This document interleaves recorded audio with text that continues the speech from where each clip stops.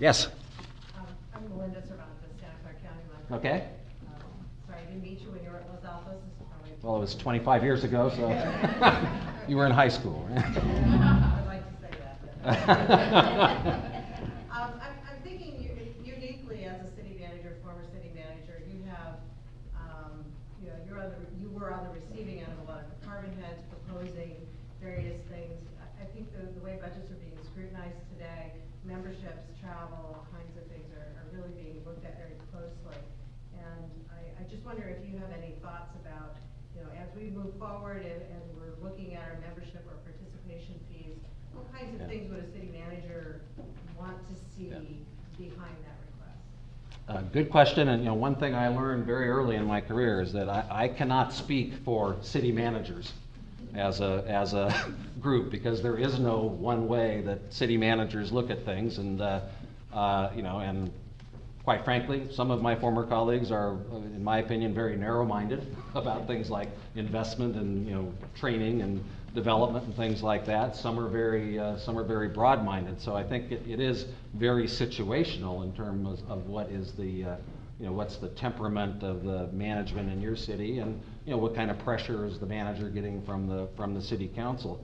But I do think that with PLP, you can demonstrate, and I think PLP can do this through the strategic plan, that spending money here will be able to help you in your budget. And at this, as you can understand it, I mean, managers are under tremendous pressure, and cut costs, make things work. So to the extent that you can bring forward ideas, recognizing that there may be some amount of investment, that certainly maximizes your odds of doing that. I think that, as I said, as I talk with city managers up and down the state, I keep hearing more and more service integration, service sharing. We've got to do more and more of this. That's part of the climate. So when you talk about PLP and the investment you need to make in PLP, put it in those terms. This is part of trying to take advantage of the economies of scale of minimizing redundancies.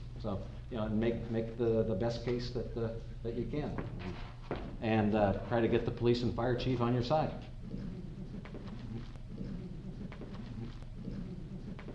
The League of California Cities Conference, I know that there was, I believe that there was a city manager, former city manager, who was looking at the future of what city management is going to be, and I don't know if people happen to be there but his vision was truly that cities will end up only being responsible for public safety, and that all other services will be somehow not necessarily contracted out, but with some sort of an arrangement, either with nonprofits or with a for-profit company, and it will be sort of a pay-to-play situation. And libraries, obviously being a free service, a cost center, as I carefully remind the finance director all the time.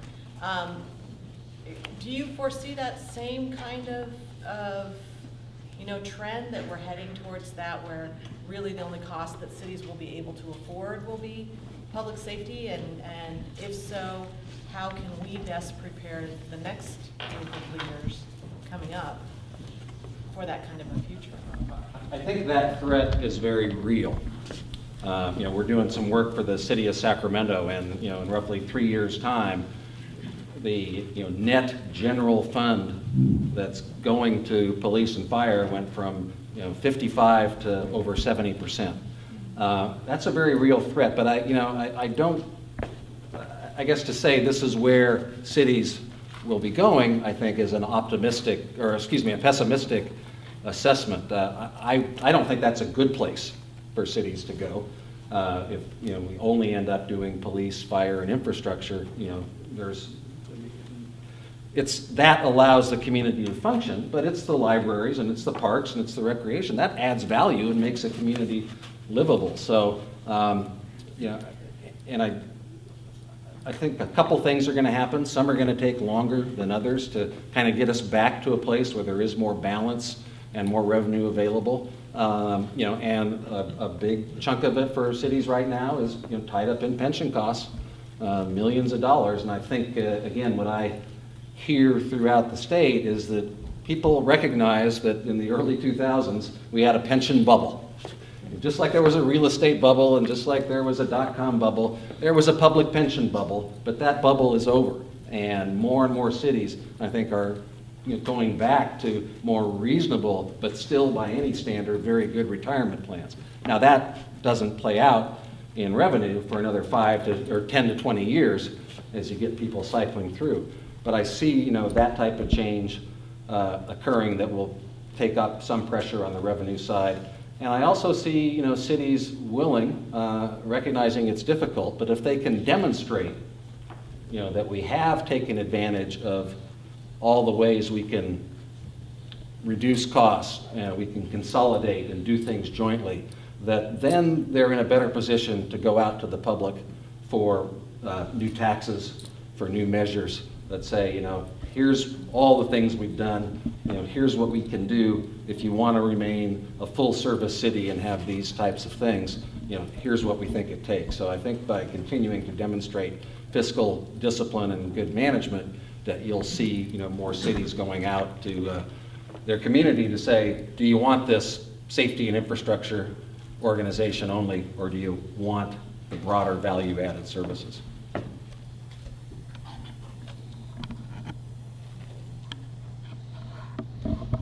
I just have to say that on the positive side, one of the changes that I'm seeing for the first time that I've ever seen is actually police and fire doing some of the structural changes that we have done for years. For instance, really looking at not using sworn for everything, and really having the police chiefs, and it's tough because the police, the unions are very strong and they do elect people, but really, I'm seeing a change in that I haven't seen in years before.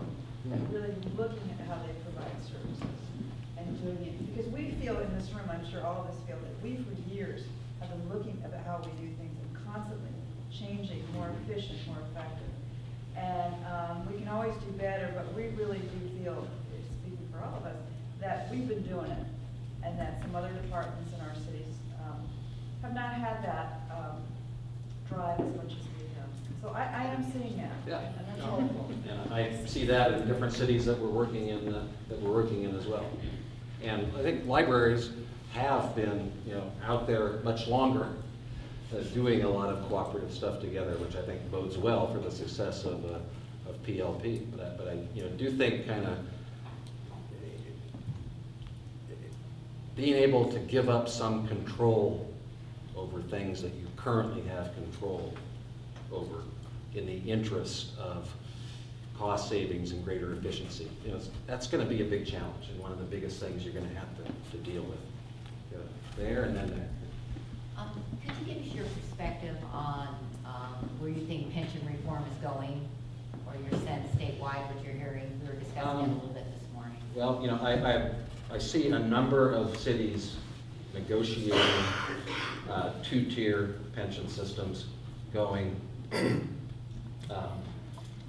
back to 2 at 60 for miscellaneous employees, some going back to 2 at 50 for safety employees, or 2.5 at 55. So that's clearly out there. Some cities have been unable to reach agreements and have imposed second-tier retirement cities or systems. Some are able to negotiate those agreements. So I think that trend is clearly there, and hopefully, there'll be enough of that and enough public recognition of that it will thwart the ballot measures that people have that would eviscerate public pensions and just do more harm than good. So I do think, again, city councils certainly are aware of that. City managers have taken a leadership throughout the state, publicly advocating for pension reform. I think the other thing I see more